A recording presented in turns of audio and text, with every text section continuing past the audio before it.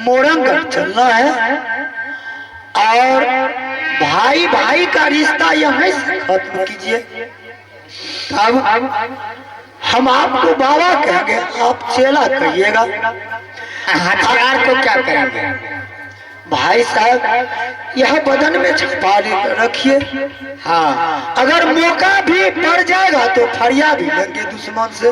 ओ शरीरे में छुपा लेते हैं। हाँ, आया जब सामने आएगा तो निकाल के एक तरफ से साफ कर देंगे। ठीक है भाई साहब।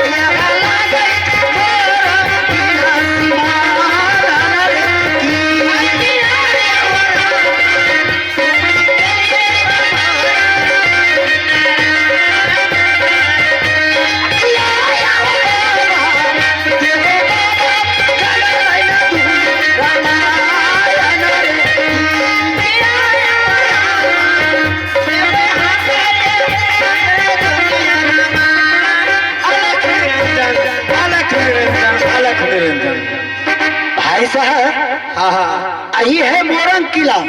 हाँ, और मोरंग किला का सीमान यह बगीचा देख रहे हैं, अभिनंदन सिंह का है। आप क्या करना है यहाँ? और भाई साहब चलिए, बगीचा में अवश्य इंद्र कुमार सिंह आएंगे। हाँ हाँ, धूली रमा करके बैठेंगे। अगर छुटकारा मिलेगा इंद्र कुमार सिंह आएंगे। इंद्र कुमार सिंह को पकड़ करके ही यहीं से लेके चल। हाँ, हवा किला चल जाए। हाँ, फुलवाड़ी घूमने के लिए जरूर आते हो। धूली रमाइए, प्रेमा आते होगी उनके साथ में। हाँ, धूली रमाइए। चोरी के जहर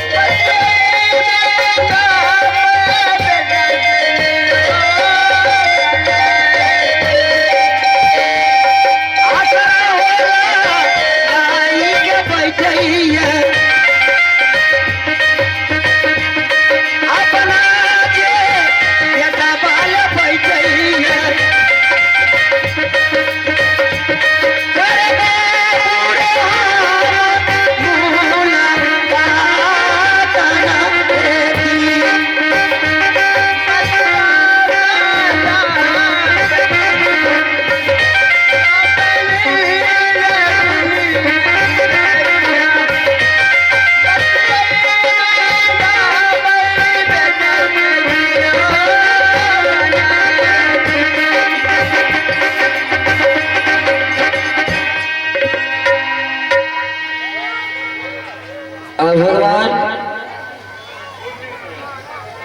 हमें जब से मेला से उठा करके यहाँ मोरंगगढ़ लाया है, तब से हमें घर से बाहर निकलने के लिए नहीं देता है। ना जाने हमारे चाचा किस हाल में होगा, कहाँ होगा, क्या खाता होगा, कहाँ सोता होगा। अब भगवान ना जाने हमारे चाचा अब इस दुनिया में है या नहीं है, या हमें खोजने के लिए इधर उधर भटक रहे हैं।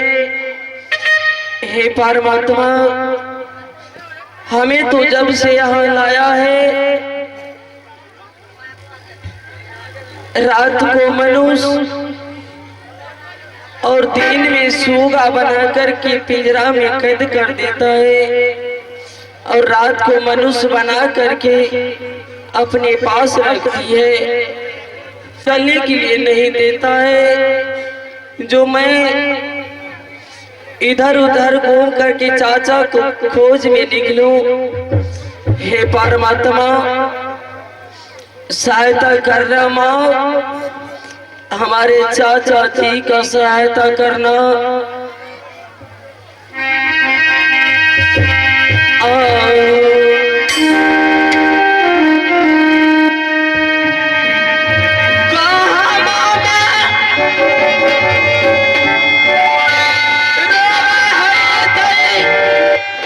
चाचा जी हमार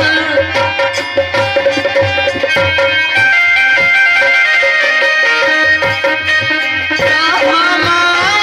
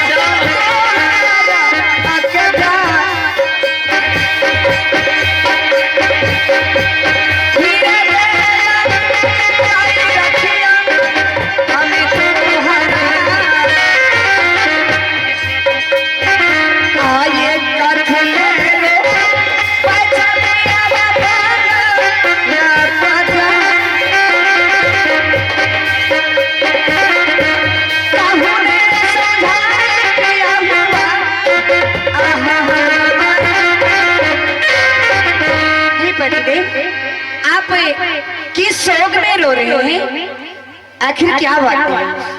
चाचा जी, क्या चाचा? चाचा हमें दूध मिश्री खिला पिला के बड़ा किया था।